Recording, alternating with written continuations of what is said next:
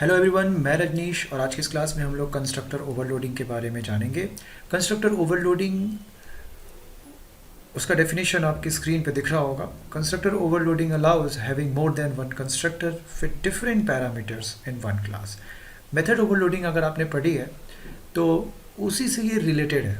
बस डिफरेंस ये है मेथड ओवरलोडिंग और कंस्ट्रक्टर ओवरलोडिंग में कि मेथड ओवरलोडिंग में मेथड का रिटर्न टाइप होता है और कंस्ट्रक्टर ओवरलोडिंग में कंस्ट्रक्टर का कोई रिटर्न टाइप नहीं होता है। ठीक है ना।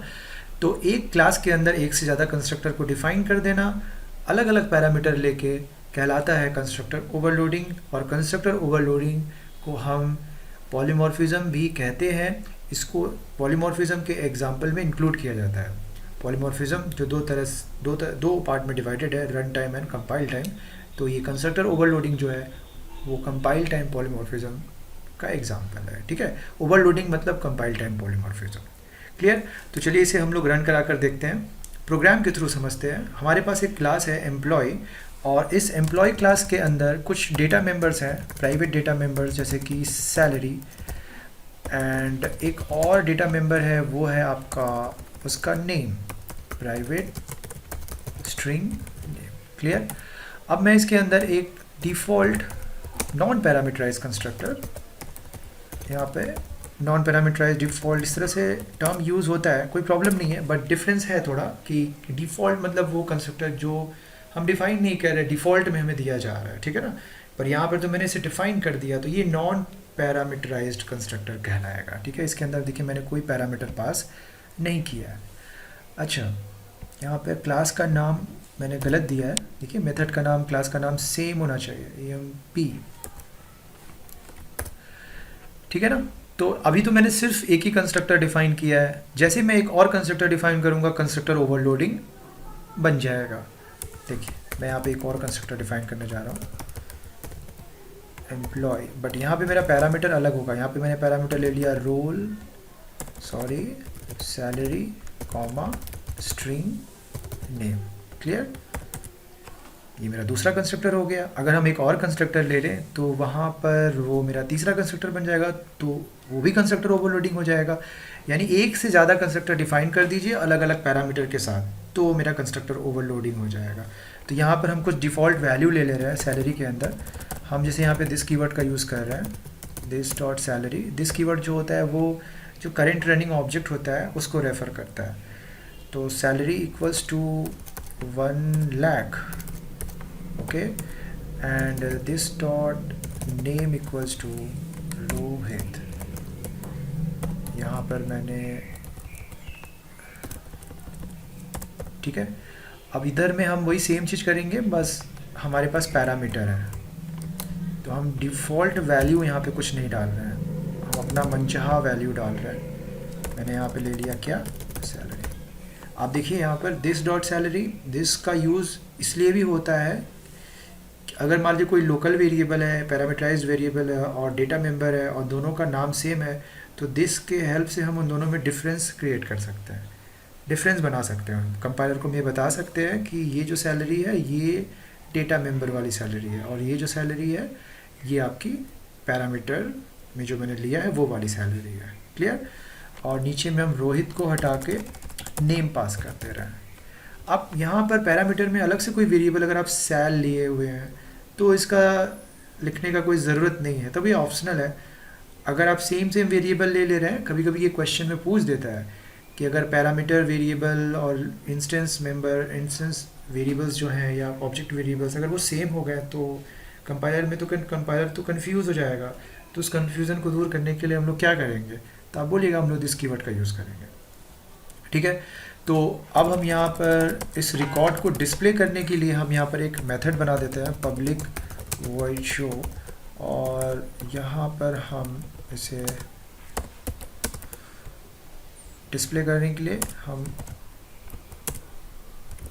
सिस्टम डॉट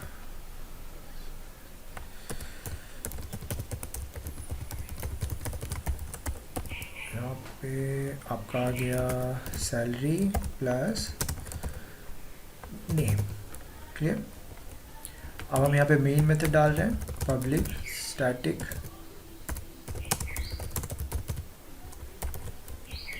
मैं सेम क्लास के अंदर मेन मेथड यूज़ कर रहा हूँ, क्योंकि छोटा सा प्रोग्राम है तो अलग से टेस्टिंग क्लास मैं बना सकता हूँ,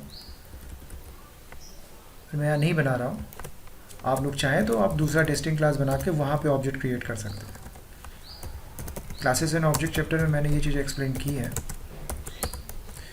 तो देखिए पहला वाला जो कंस्ट्रक्टर है ना, उसको अगर आपको कॉल करना है तो आपका वो इस लाइन नंबर 19 से कॉल हो जाएगा। कैसे कॉल होता है पता है? कंपाइलर जो होता है वो ढूंढता है कि इसके अंदर जो मैंने कोई पैरामीटर लिया है, नहीं लिया है, तो वो ढूंढेगा कि आपके इस प्रोग्राम में कहाँ पर ऐसा कोई कंस्ट्रक्टर है जिसका कि पैरामीटर नहीं है। तो देखिए वो यहाँ पर हमें दिखाई दिया, ठीक है, तो वो इसको रन कर देगा। फिर मैंने एक और कंस्ट्रक्टर लिया, ये मैं अगर सपोज कर लीजिए मैं यही लाइन को कॉपी पेस्ट करूं और उसके अंदर मैं एक वैल्यू पास कर दूं, एरर आ जाएगा। क्यों आएगा एरर? क्योंकि आपने तो इसके अंदर एक इंटीजर वैल्यू पास किया, तो वो इसके हिसाब से प्रोग्राम के अंदर ढूंढेगा कि क्या ऐसा कोई कंस्ट्रक्टर है इस प्रोग्राम में जहाँ पर सिर्फ एक integer value as a parameter pass हुआ है। तो आंसर है नो, कोई नहीं है, क्योंकि इसमें एक भी नहीं है और इसमें इंटीजर और स्ट्रिंग है।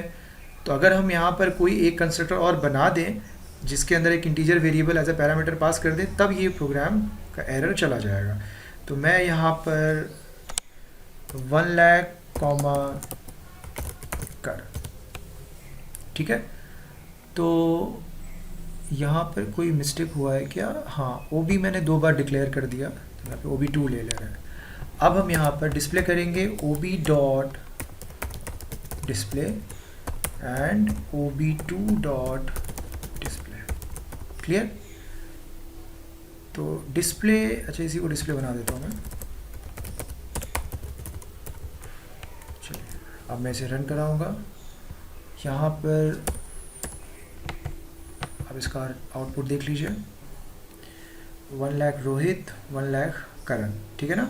आप इसके अंदर एक और कंस्ट्रक्टर भी यूज़ कर सकते हैं, कोई प्रॉब्लम नहीं है। देखिए मैं यहाँ पर एक और कंस्ट्रक्टर डाल दिया, और आप लोग एग्ज़ाम में ये पूछता है कॉपी कंस्ट्रक्टर भी यूज़ करके अगर आपको ओवरलोडिंग एक्सप्लेन करना है तो आप ऐसे कर सकते हैं।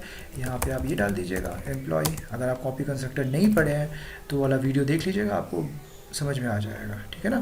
बस हमें यहाँ पे लिखना होगा em डॉट सैलरी और नीचे में लिखना पड़ेगा em डॉट नेम। देखिए ये करना कोई ज़रूरी नहीं है, ये मैं एक्स्ट्रा में आपको बता रहा हूँ कि आप एक और कंस्ट्रक्टर इसमें इंक्लूड कर सकते हैं, ठीक है ना।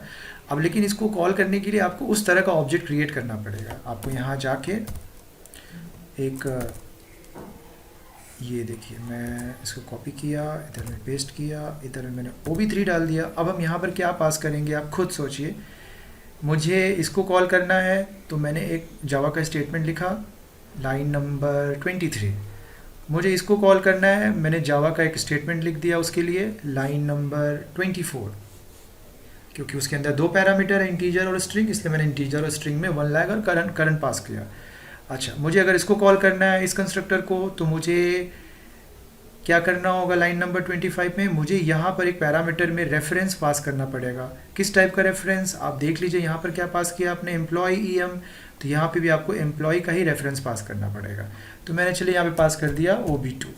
क्लियर? तो अब OB3 मेरा एक तीसरा ऑब्जेक्ट बन गया, और उसकी वजह से लाइन नंबर 25 की वजह से ये कॉपी कंस्ट्रक्टर कॉल हो जाएगा।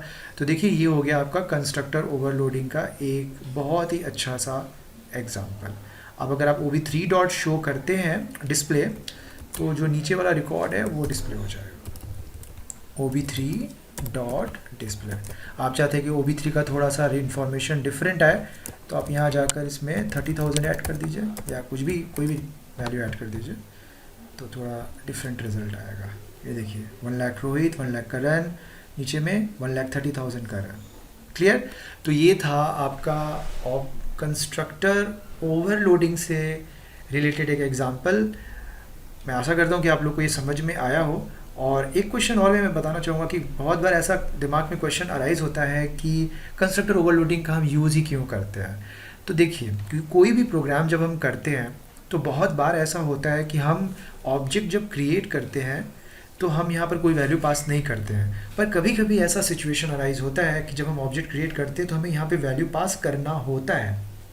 तो अगर एक ही प्रोग्राम में इस तरह का दो सिचुएशन अराइज हो जाएगा तो ऑब्वियस सा बात है आपको दो कंस्ट्रक्टर बनाना पड़ेगा, एक इस टाइप के वैल्यू के लिए और एक इस टाइप के वैल्यू के लिए। तो उसके लिए हमें क्या करना होगा, एक इस तरह का नॉन पैरामीटराइज बनाना पड़ेगा और एक पैरामीटराइज बनाना पड़ेगा। तो बहुत बार ऐसा होता है कि जब हम प्रोग्राम करते हैं तो ऐसा सिचुएशन अराइज होता है, तो उस सिचुएशन को डील करने के लिए हमें कंस्ट्रक्टर ओवरलोड करना होता है। ठीक है, अगर आपको ये वीडियो अच्छा लगा हो तो मेरे चैनल को सब्सक्राइब करिए, वीडियो को लाइक करिए, कमेंट सेक्शन में आपको कोई मैसेज ड्रॉप करना है वीडियो से रिलेटेड तो आप डाल सकते हैं। आज की इस वीडियो में इतना ही, थैंक यू।